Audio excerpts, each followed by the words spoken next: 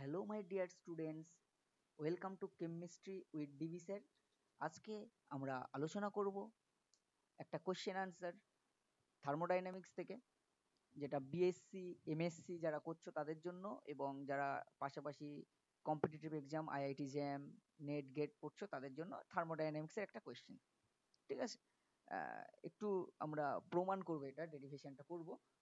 বলছে show that for ideal gas mu jetty equals two 0। তোমরা যারা কেমিস্ট্রি পড়ছো বিএসসি এমএসসি লেভেলে তারা জানো মিউ জেটিটা কি। মিউ জেটিটা হলো জুল থমসন কোএফিসিয়েন্ট। এই মিউ জেটিটাকে আমরা কি বলি? Joule Thomson coefficient. Mu jetty equals two joule Thomson বা জেটি কোএফিসিয়েন্ট। কোএফিসিয়েন্ট, ঠিক আছে। তাহলে এই জুল থমসন কোএফিসিয়েন্টটা আইডিয়াল গ্যাসের ক্ষেত্রে 0, এটা আমাদের দেখাতে হবে। দেখো, আমরা ডেফিনেশন অনুসারে কি জানি? By definition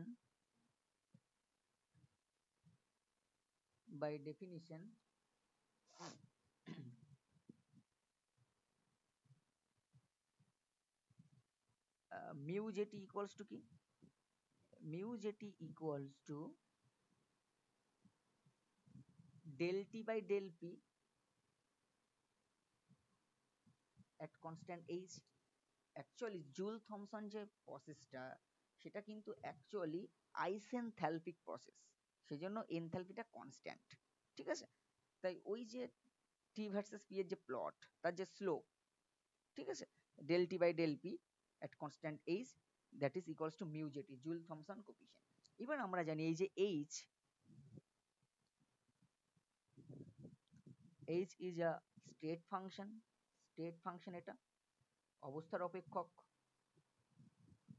and H is the function of temperature and pressure, তাই তো? তাহলে এটা স্টেট ফাংশন এবং এটা টেম্পারেচার এবং প্রেসারের ফাংশন, এইচটা এনথ্যালপি। তাহলে from cyclic rule, cyclic rule থেকে আমরা কি লিখতে পারি? ফ্রম সাইক্লিক রুল থেকে আমরা কি লিখতে পারি? del H by del T at constant P into del T by del P at constant H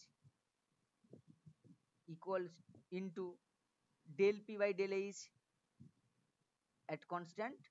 cyclic রুলটা কি সেটা কিন্তু আমার থার্মোডাইনামিক্স, যেটা বিএসসি বা এমএসসি আমি যে লেকচার দিয়েছি ক্লাসিক্যাল থার্মোডাইনামিক্স, সেখানে দেখতে পাবে সাইক্লিক রুলটা কি, তাই তো? del P by del H at constant T হবে, that is equals to -1 cyclic rule. ঠিক আছে, দরকার হয় ওই লেকচারটা একটু দেখে নেবে, যেখানে সাইক্লিক রুলের কনসেপ্ট আছে, ইন্ট্রোডাকশন বা সেকেন্ড যে লেকচারটা আছে সেগুলো একটু দেখে নেবে, ডিফারেন্সিয়াল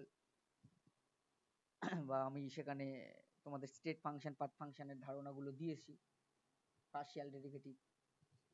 ঠিক আছে, আচ্ছা, তাহলে এখান থেকে আমরা del T by del P at constant H, এটা ইকুয়ালস টু কি বলতে পারি? -1 divided by del H by del T at constant P, del by P by del H at constant T, তাই তো? এটা লিখতে পারি। এবার দেখো, তোমরা লক্ষ্য করে তোমরা জানো কিন্তু এই যে del H by del T at constant P, এটাকে কিন্তু বলা হয় CP, heat capacity at constant, heat capacity at constant pressure, heat capacity at constant volume CV, আর heat capacity at constant pressure সেটা সিপি। তাহলে এইটা হয়, অবশ্যই বুঝতে পারছো তোমরা, এটা হয়। তাহলে এটা যদি হয়, তাহলে আমরা del T by del P at constant H, এটার মান কি লিখতে পারি? Again del T by del P at constant H equals to কি হবে? -1 by Cp। এবার এটা ছিল কি del P by del H by T নিচে ছিল, তাই তো? তাহলে সেটা আমি এইভাবে লিখতে পারি, দেখো del H by del P at constant T। Clear? তাহলে এইটা পেলাম। এবার থার্মোডাইনামিক যে ইকুয়েশন স্টেট আছে সেটা আমরা জানি from thermodynamics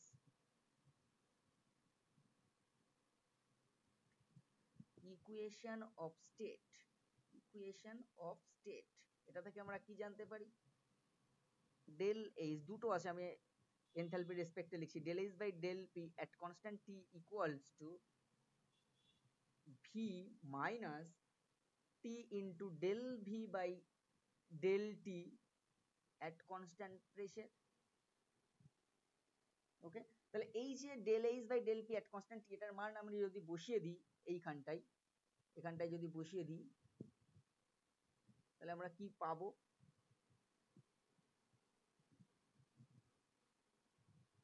del T by del P at constant H, এইটার মান আমরা পেয়ে যাব minus 1 by CP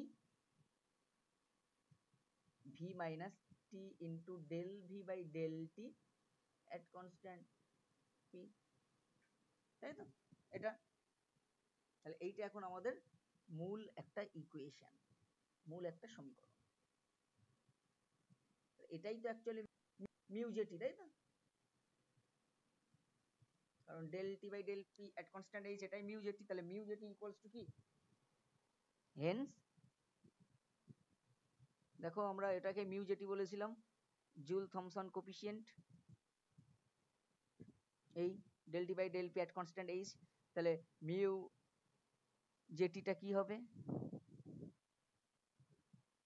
mu jetty equals to minus 1 by CP into V minus T into del V by del T at constant pressure.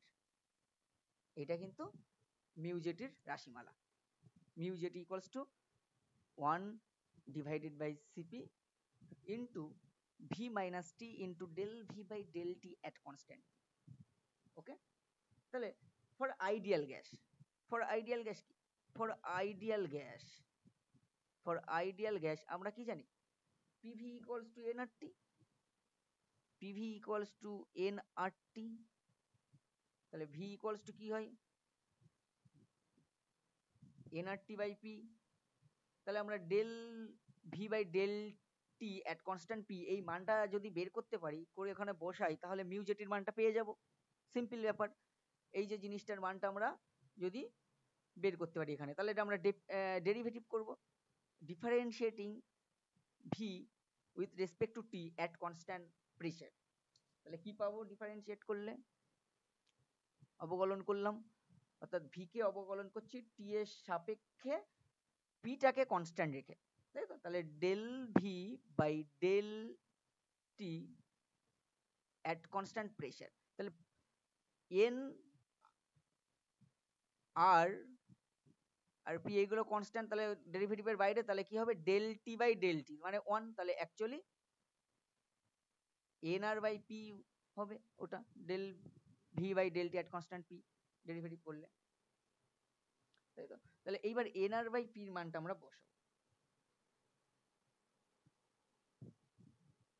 তাই তো? তাহলে এইখানে আমরা del V by del T at constant পির জায়গায় এন আর বাই পি বসিয়ে দেবো। তাহলে মিউ জেটি ইকুয়ালস টু কি?